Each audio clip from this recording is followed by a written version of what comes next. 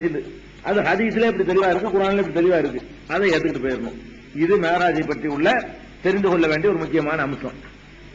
அந்த மேராஜ் எப்படி நடக்குது அது சம்பந்தமா உள்ள ஒரு ஹதீஸ் சஹீஹுல் புகாரியில விரிவா வரக்கூடிய நிறைய ஹதீஸ் வருது. ஒரே ஒரு ஹதீஸை உங்களுக்கு சான்றா சொன்னா அதை வாசிச்சு சொன்னா உங்களுக்கு அதுல இருந்து ஓரளவுக்கு விளங்கும். வேற வேற ஹதீஸ்ல கூடுதலாக சில வார்த்தைகள் இருக்கும், அதை நான் நுழைச்சு அந்த ஹதீஸை உங்களுக்கு விளக்கிறேன். புகாரியில 2968வது ஹதீஸ் நீங்க பாத்தீங்கன்னா அதுல விளங்கும். இதுல வாசிக்கிட்டு வரும்பொழுது உங்களுக்கு சில சந்தேகங்கள்லாம் வரும், அது அங்கங்கே நான் சந்தேகம் தெளிவுபடுத்திடுறேன். இந்த மேராஜ் என்ற சம்பவத்தை மாலிக் பின் சாசா என்ற ஒரு சஹாபி அறிவிக்கிறாங்க. அவங்க சுயமா அறிவிக்கல, அது முக்கியமா நீங்க கவனிக்க, அவங்க சுயமா அறிவிக்கல, ரசூல் ஸல்லல்லாஹு அலைஹி வஸல்லம் சொன்னதாக அறிவிக்கிறார். அதாவது குழந்தையாக ரசூல் ஸல்லல்லாஹு அலைஹி வஸல்லம் இருக்கும் பொழுது இந்த நெஞ்ச பழந்தாங்கலாம் ஒண்ணு வந்துச்சு, அதையும் அனஸ் ரலியல்லாஹு அன்ஹு அறிவிக்கிறாங்க. அனஸ் அறிவிச்சாலும் அவரா அறிவிக்கல, ரசூல சொன்னாங்கன்னு அறிவிக்கல. இந்த சம்பவத்தை பொறுத்த வரைக்கும் இத ஒரு சஹாபி சுயமா அவரை அறிவிக்கல. இது எப்படி அறிவிக்கிறார்னு கேட்டா, கால நபியு ஸல்லல்லாஹு அலைஹி வஸல்லம், நபி ஸல்லல்லாஹு அலைஹி வஸல்லம் எங்களுக்கு சொன்னார்கள் ஆரம்பிக்கிறார். அதனால இத மாலிக் இப்னு சாசாவுடைய வார்த்தை இல்ல, அல்லாஹ்வுடைய ரசூலை சொன்னதாக இதுல வருது. இதுலயும் நெஞ்சு பிளந்த சம்பவம்லாம் வரும், அது அங்கங்க நான் வழக்கம் சொல்லிடுவேன். பைனா அன இந்தல் பைத்தி பைனன் நாயிமி ஒல் யக்லான், நான் காபத்துல்லா, பைத்துன்னு சொன்னா காபத்துல்லாவுக்கு தான் சொல்றது, அல் பைத்துன்னு போட்டோம்னா காபத்துல்லா, அந்த இல்லம் அந்த ஆலயம் அர்த்தம். அந்த ஆலயம்ங்கிறது காபத்துல்லாவை தான் குறிக்கும். நான் காபத்துல்லாவிலே உறக்கத்திற்கும் விழிப்பிற்கும் இடையே நான் இருக்கும் பொழுது ரசூல் ஸல்லல்லாஹு அலைஹி வஸல்லம் சொல்றாங்க, பைனா அன இந்தல் பைத்தி பைனன் நாயிமி ஒல் யக்லான், நான் விழிப்புக்கும் உறக்கத்துக்கும் இடையில, அதாவது தூங்குறேன்னு சொல்ல முடியாது, அப்படி சில பேர் நம்மள பார்ப்போம்ல, தூங்குற மாதிரி இருக்கும், முடிக்கிற மாதிரி இருக்கும், சிலது பாதியில விளங்கும் பாதி விளங்காது, அது ஒரு அரை தூக்கம், அரை தூக்கம், அரை தூக்கத்தில் இருக்கும் பொழுது விளங்கிடலாம் வேணும்னா, தூக்கத்திற்கும் விழிப்பிற்கும் இடையே நான் இருக்கும் பொழுது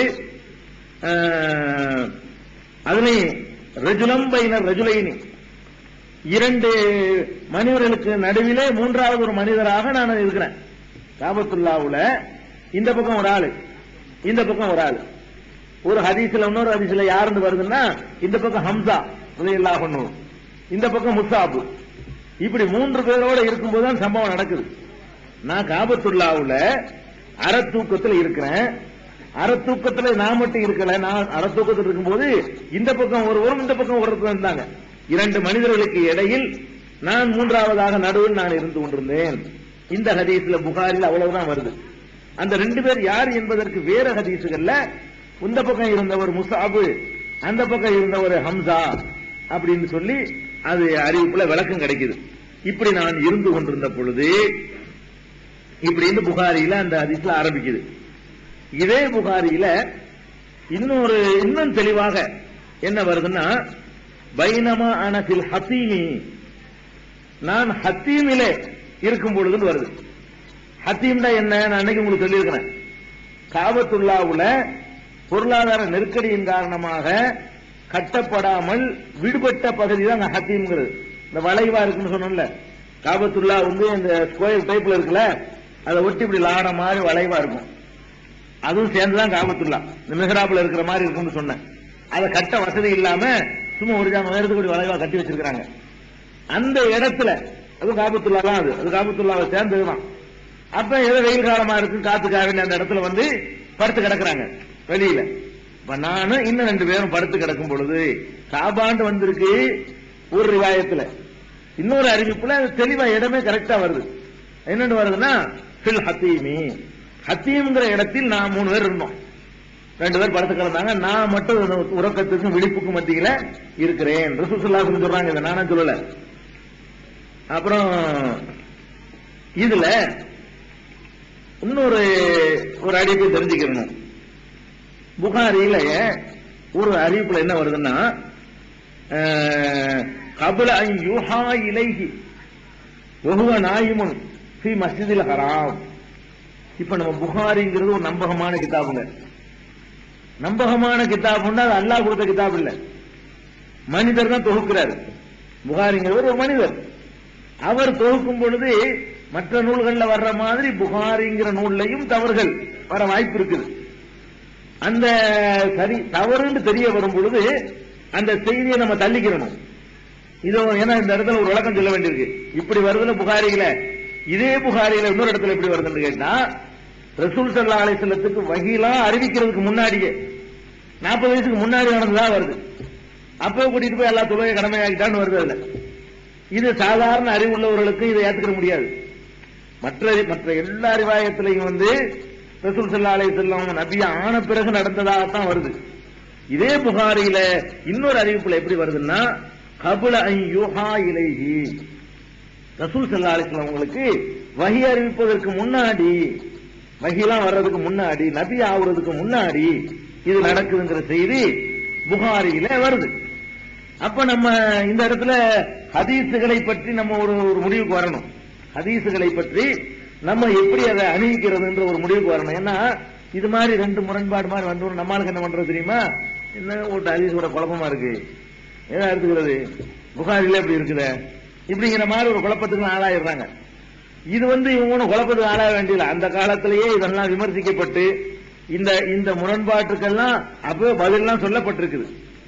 அதை நீங்க முதல் விளங்கி, இந்த மேராஜில் நுழைவதற்கு முன்னாடி ரசூல் ஸல்லல்லாஹு அலைஹி வஸல்லம் நபியாக ஆன பிறகு நடந்ததாக ஒரு 30-40 அறிவிப்பு இருக்குது. நபி ஆகுறதுக்கு முன்னாடி இது நடந்ததாக ஒருவர் சொல்றார். இதே மாலிக் இப்னு சாஸா தான் அதையும் சொல்றாரு. அவர் சொல்வதாக அறிவிக்கக்கூடியவர் ஷரீக் என்பவர் அறிவிக்கிறார். இந்த ஹதீஸ்ல மட்டும் எப்படி வருதுன்னா, ரசூல் ஸல்லல்லாஹு அலைஹி வஸல்லம் நபி ஆகுறதுக்கு முன்னாடின்னு வருது. இப்ப நம்ம என்ன பண்ணணும் தெரியுமா, ஒரு அளவுகோல் நீங்க எப்போதும் ஞாபகம் வச்சுக்கணும். என்ன அளவுகோல்? தெளிவாக தெரிந்த ஒரு உண்மை குர்ஆன் மூலமாக, அந்த மாதிரி உண்மைக்கு மாற்றமாக ஹதீசுகள்ல வருமானால், அந்த ஹதீஸ் எவ்வளவு நம்பகமான ஹதீஸ் என்று சொல்லப்பட்டாலும் குர்ஆனுக்கு மாற்றம் என்று வந்தால் அசிக்க வச்சிடணும். மாற்றம் இல்லாத வகையில் ஏதாவது விளக்கம் கொடுக்க முடியுமான்னு பார்க்கணும். ஒரே அடியா ஹதீஸத்துக்கு போட முடியாது. ஹதீசுகள்ல குர்ஆனுக்கு மாற்றம் என்ற முறையில் ஏதாவது ஒன்று தெரியுமானால், இது எப்படி, இது ஏதோ ஒரு இடைச்சல்களா இருக்கலாம். குர்ஆன் என்பது பலரால் பாதுகாக்கப்பட்டது, ஹதீஸ் என்பது கொஞ்சம் நெஞ்சம் பேர்களால், அதுவும் அவங்க நம்பகமான ஆளுக்கு தான். ஏதோ நம்ம கணிச்சதுல நம்பகமான ஆள் நினைச்ச ஒருத்தர் தவறானவராக இருந்திருக்கலாம். அவர் கவனக்குறைவா அவனோட கொண்டு சொல்லியிருக்கலாம். யாவு குறைகா வஹி அறிவிக்கிறதுக்கு பிந்தின்னு ஒருத்தர் சொன்னது முந்தின்னு ஒரு விளங்கி சொல்லியிருக்கலாம். சின்ன வார்த்தை தானே. ரசூல் ஸல்லல்லாஹு அலைஹி வஸல்லம் வஹி அறிவிப்பதற்கு முன்னாடின்னு இதுல வந்திருக்குது. முன்னாடிங்கிற இடத்துல பின்னாடின்னு ஒரு சொல்லியிருக்கலாம். முன்னாடிங்கிறது ஒரு பின்னாடின்னு விளங்கிட்டு என்ன செய்யலாம், அந்த வார்த்தையை போட்டிருக்கலாம் வேணும்னு இல்லாட்டா கூட. அப்ப இந்த மாதிரி நமக்கு ஒரு முரண்பட்ட மாதிரி குர்ஆனோடு மோதுற மாதிரி சிலது தெரிய வருமானால், அப்ப நம்ம என்ன பண்ணணும் தெரியுமா, முதல் உரைகளாக குர்ஆனை வைத்துக் கொண்டு அந்த செய்தி எவ்வளவு நம்பகமானதா இருந்தாலும் அப்படி தூக்கி தனியா வச்சிடணும். அதுக்கு சான்றாக நான் ஒரு சம்பவத்தை கூட சொல்லுவேன். ஒரு ஹதீஸ்ல ரசூல் ஸல்லல்லாஹு அலைஹி வஸல்லம் சொன்னதாக ஆயிஷா நாயகிட்ட அந்த செய்தி கிடைக்குது. என்ன கிடைக்குது தெரியுமா, ஒருவர் இறந்து விட்டார் என்று சொன்னால், மையத்து போனோம் ஜனாசா, இறந்தவர் அதாவது இறந்தவரை சுற்றி இருந்து கொண்டு மக்கள் அழுதார்களேயானால், இவங்க அழுகுறதுனால மையத்துக்கு வேதனை செய்யப்படுகிறது. ஒரு ஹதீஸ் இருக்கு, புகாரில இருக்குது, முஸ்லிம்ல இருக்குது, எல்லா ஹதீஸும் உள்ள இருக்குது. எப்படி இருக்குது?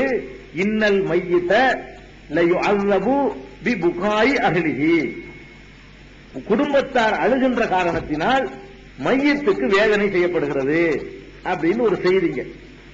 இந்த செய்திய ஆயிஷா நாயகிட்ட சில பேர் சொல்றாங்க, ரசூல் ஸல்லல்லாஹு அலைஹி வஸல்லம் அப்படி சொல்லி இருக்கிறாங்க அழுகுறதுனால.